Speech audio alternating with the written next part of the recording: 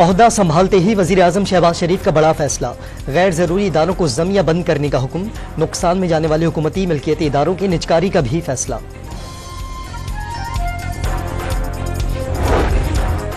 Peoples party सदारती इंतखाब में हिमायत हासिल करने के लिए मुतहरिक, वक्त की सदर IPP अलीम खान से मुलाकात, अलीम खान का आसिफ जरदारी को वोट देने का ऐलान।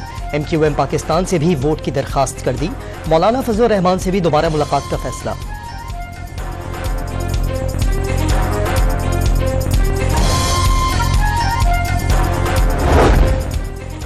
MQM राबता कमेटी का इजलास कल तलब, सदारती और सेनेट इंतखाबात में पीपल्स पार्टी की हिमायत पर मुशावरत होगी, वफाकी काबीना में शामिल होने या न होने पर भी गौर होगा।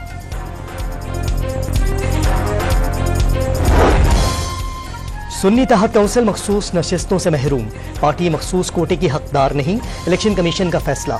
मुजव्विज़ा नशिस्तें दीगर जमातों को देने का भी फैसला, मुजव्विज़ा नशिस्तें दीगर जमातों में तकसीम नहीं की जा सकती, रुकन ECP बाबर हसन का इख्तिलाफी नोट।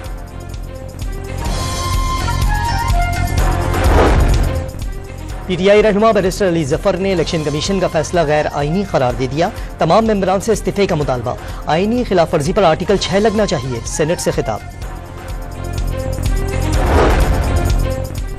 इसराइल ने जुनूबी गजा पर हमले तेज कर दिए, रफा पर ताज़ा हमलों में 17 फलस्तीनी शहीद, खान यूनुस पर भी शदीद बमबारी, सेहूनी फौज ने नाबलस में फायरिंग करके 11 साल बच्चे की जान ले ली।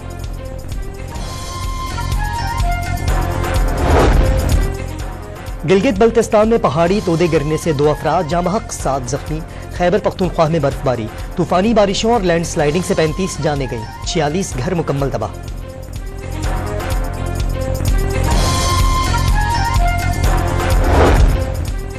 और इस्लामाबाद यूनाइटेड ने पेशावर ज़ल्मी को 29 रन से शिकस्त दे दी, आमिर जमाल 87 और पॉल वॉल्टर 33 रन बनाकर नुमाया रहे।